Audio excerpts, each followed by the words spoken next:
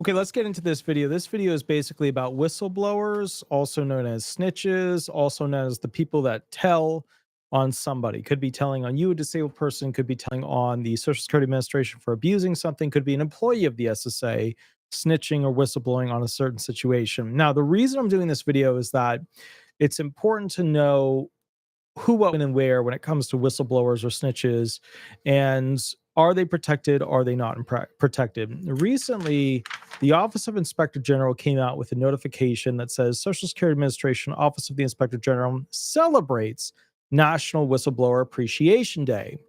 Now, they probably came out with this to push this ideology because the last Inspector General, Gail Ennis, got in trouble and was pushed out by Biden and Senator Democrats because there were claims that she abused whistleblowers, and some of them were, so I can't go into how substantiated they were, but there was definitely movement in that regard. Let's go through essentially what OIG has to say about whistleblowers, aka street name snitches, and then we're going to go into basically what I know as a result of dealing with these ROIs that are created by the CDI units. All right, here we go. Social Security Administration. On July 30th, the Social Security Administration Office of Inspector General joins our fellow oversight agencies in celebrating National Whistleblower Appreciation Day. Today serves as a reminder of the important role whistleblowers play in exposing fraud, waste, and abuse. National Whistleblower Appreciation Day commemorates a 1778 resolution passed on this day by unanimous consent by the Second Continental Congress, affirming it is the duty of every citizen to report misconduct in public service. The resolution was enacted during the height of the American Revolution. Richard Marvin was a Revolutionary War naval officer who, along with Samuel Shaw, were instrumental figures in the passage of the resolution. The Continental Congress was moved to act after an incident in 1777. When 3rd Lieutenant Marvin and Midshipman Shaw were part of a group of sailors and Marines who blew the whistle on the Commander-in-Chief of the Continental Navy, Commodore Essex Hopkins. Our founding fathers recognized the importance of whistleblowers and demanded they be protected. Almost 250 years later, this principle remains vital to integrity in public service. By coming forward, whistleblowers can help save lives, recover taxpayer dollars. Hey, you hear that one? Recover taxpayer dollars, hold wrongdoers accountable, and strengthen public trust in our institutions. Whistleblowers have helped strengthen, safeguard, and improve important programs and operations. Our commitment, support. We are committed to supporting and ensuring that whistleblowers are protected from retaliation and have access to confidential reporting channels. Awareness. Our office continues to prioritize the training of employees about whistleblower rights and protections. How to report. Online, go to oig.ssa.gov/report or call 1-800-269-0271 to make a report. Now, why is this important under the Trump administration? Well, as you guys know, YouTube likes it when I make videos because I have a very not great, a terrible relationship with Social Security. As you know, late into the night, I study Social Security. I study the happenings, who went to what parties, who got in trouble at those parties. Let's talk about who got in trouble during the Biden administration. Gail Ennis. Trouble at the Social Security Administration watchdog, Inspector General Ennis is failing the essential duties of her mission. That was July 31st, 2023. Of course, things came out after that, but the main thing was this. Basically, Biden made some calls. The calls equated to her stepping down. And that is because it appeared that the whistleblowers at the OIG, who whistleblew on the Social Security Administration, specifically OIG, that the SSI people were improperly getting overpayment notices because they received the stimulus checks and then boom, they got hit with an overpayment notice. So to be clear here, what happened was OIG, the SSA, wasn't cleaning that situation up because they were legally allowed to receive those COVID, stimulus payments. And then they calculated it as an overpayment and then hit these people with an overpayment. The people who then reported this whole situation, just to be very clear, unfortunately lost opportunities, positioning, etc. Let me read to you a quick quote. We're not going to spend too much time on this, okay? In the aftermath of Rain's reports The Social Security IG office found itself at the center of multiple investigations, and the problematic fines program was paused. In May 2022, the acting Social Security Commissioner announced a full investigation, and shortly after, the Council of the Inspector General on Integrity and Efficiencies, the CIGIE Integrity Committee, also opened a probe, which prompted comment from the Biden administration encouraging the body to move swiftly. The Office of Special Counsel is also investigating claims of whistleblower retaliation. Then remember, this was Gail Ennis. She was put in by Trump. She was kept during the Biden administration. Biden administration was trying to find a way to get rid of her. They did that to the commissioner and then the person directly below the commissioner. So, remember, when the new president comes in now, the Social Security Administration, they tend to remove the top people in it. They just didn't have something to remove Gail Ennis, who was from the Biden era. Also, in 2022, the Office of Personnel Management audited the IG office's workforce planning strategy, which raised concerns about staff departure and is currently digging more deeply into Ennis's hiring practices. In December 2022, the Senate Finance Committee announced its own bipartisan investigation into the watchdog office over fears that mismanagement may be impeding its ability to perform oversight. That's when Senator Ron Wyden, chair of the Senate Finance Committee, sent a letter to Ennis in July 2023 expressing his ongoing concerns about her performance. Okay, so now you know why Trump administration Social Security Commissioner is pushing that type of announcement through OIG, that they're aware of it, they're watching it, they're focusing on it. Okay, cool. Now, here is the direct language specifically from their little trifold on being a whistleblower. Okay, let me give you the background and then I'll kind of explain to you what we know about them, what we don't know, okay? What is a whistleblower? A whistleblower is a person who sees and reports what they reasonably believe to be wrongdoing. They disclose that information to a person or entity with approval to receive it unless the law bans the disclosure of that information. This disclosure is called a protected disclosure. Now remember, attorneys, people who handle, like classified information, sometimes they're not allowed to tell people stuff. Okay. As a result of that, sometimes the information never gets reported, yada, yada, yada. That is a world that you need to keep in mind. Okay. Next thing, can I be a whistleblower?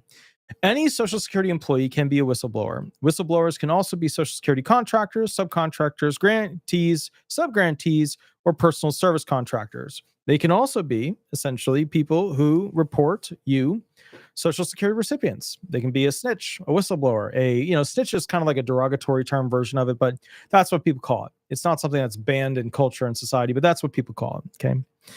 How do I report wrongdoing, fraud, waste, or abuse? Report wrongdoing, fraud, waste, or abuse directly to the Office of Inspector General hotline.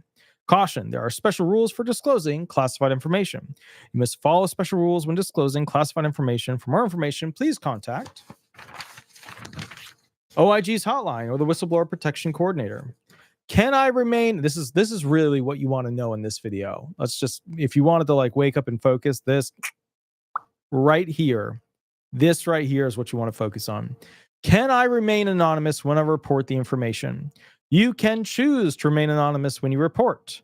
This may limit OIG's ability to conduct a complete investigation. OIG will protect your identity. OIG will only disclose your identity if you agree or if it is unavoidable to the investigation, like the judge does something or somehow it comes out in the news and blah, blah, blah, blah, blah, and so on and so forth. Is retaliation for whistleblowing something to be afraid of? You are protected from retaliation for whistleblowing. It is unlawful for any personal action to be taken against you for whistleblowing. Your security clearance is also protected from retaliatory action. File a retaliation complaint with the U.S. Office of Special Counsel or through the OIG hotline if you believe you are being targeted for whistleblowing. Now remember, the thing about this was that the watchdog of the SSA had, it appeared potentially, to been retaliating against the whistleblowers that tried to bring up this whole SSI situation. And when that happened, then the Senate and the House had to use their oversight committee that overviews the oversight community. Because remember, there's a bunch of OIGs, and then there's like a special OIG, Office of Inspector General, that reviews all the other OIGs to make sure that their oversight is proper and not villainous, stuff like that. Okay. What happens after a report of possible wrongdoing?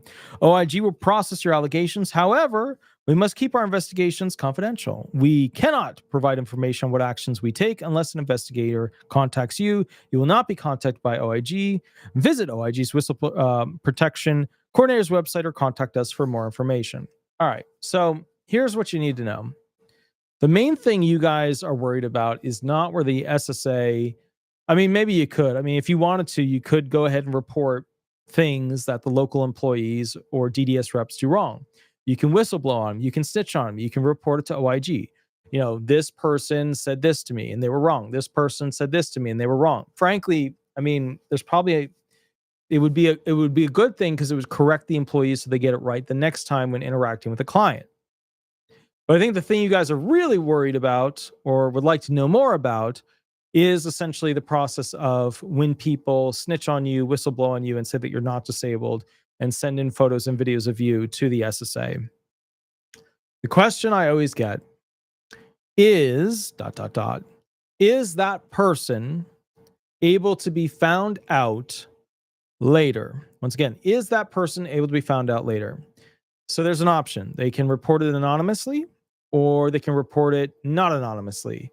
If they don't report it anonymously, they put their name on it. They put their name on it, shows up usually in the ROI or the DDE report or the ALJ's decision. ROI report is the report created by the investigators that follow you around. The DDE decision is what DDS reps create that basically has a summary of all their findings. The ALJ finding, right, the brief, the decision, is what has the administrative law judge's decision points in it. All right, so what's the whole point of this? The point of this is, yes, quite often, because they want OIG to reach out to them, quite often people who snitch on you will allow OIG to contact them. And that will then pop up in a report called the ROI. And sometimes they do not want that report getting into the hands of the claimant. So the claimants will then hire an attorney to go ahead and send in a demand letter for the ROI. Sometimes they will block out that person's name if they don't want to be known. Sometimes they won't. And then I will see, and I usually see it a lot, the specific person who made the report, you know, what documents, what evidence they provided, and then how they made contact thereafter to keep updating OIG. Now, who is the group that I tend to see the most reports from? So if we're talking about just general people, that's usually neighbors, it's usually business people that, like, you know, coworkers, employees that work with you. If you're like, you know, working under the table, you know, yada, yada. However, the ones that pop up repetitively, the ones that pop up where they don't give a shit, they're doing it anyways, those are the ex-spouses. Ex-spouses are the most aggressive, most egregious whistleblowers. They will constantly collect evidence and submit it and update OIG. They will basically build the claim for them. So if you are going on to disability benefits or already on them, and you have an ex situation coming up, a spouse that is going to become an ex, please keep in mind, okay, you know what they're doing. The SSA knows what they're doing, and they usually allow for their name to be part of the specific report that they give to the attorneys representing the client. So my point to you is, it is important that if you're going to end a relationship, that you end it on positive grounds. However, knowing how people are when they get a divorce, sometimes that is called a magical impossibility. It's never going to happen. It's like seeing a unicorn that has Pegasus wings. It ain't going to happen. So just realize, if you're a disabled person, you're like, I would love to get married one day. If you, or even if you don't make it to marriage, even if you just do the lower stuff, like you're just dating, please understand that you are creating somebody who will make it a part of their daily experience to create evidence to basically turn you in. And remember, they don't just stop in the sense of like, okay, I'm only gonna go this far. They will keep following the trail because their goal is to create a victim and send that victim to jail or prison, remove their benefits, make them miserable, starve them out, etc. I want to point something out. There is a difference between basically males and females that are submitting evidence. What I normally see as the most repetitive and aggressive thing is where the female, who's not the disabled person, or might be disabled, but they don't usually do it if they're also disabled. But the female will get into a relationship with a new person. Okay, so the wife or the ex-girlfriend, ex-wife will get into a relationship with the new person. And then that new person will like push, push, push, push, push, and make it their thing, make it the thing that brings them together, creating evidence against the disabled person. Not a good thing. And that will bolster their relationship, the ex-wife, the ex-girlfriend. And what happens is, as this continues, as this keeps happening, right?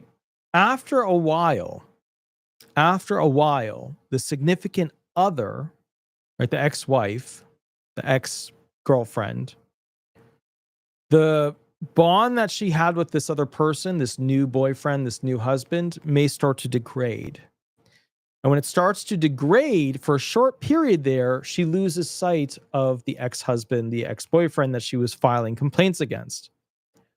But then she comes back Rambo mode and, hires investigators, does this, does that, because she is searching for a solution. She's searching for that grasping of happiness. Because remember, her new boyfriend or new husband, they would have happiness by essentially, making a game of Chutes and Ladder, Monopoly, whatever, of getting evidence against that ex-spouse, that ex-boyfriend.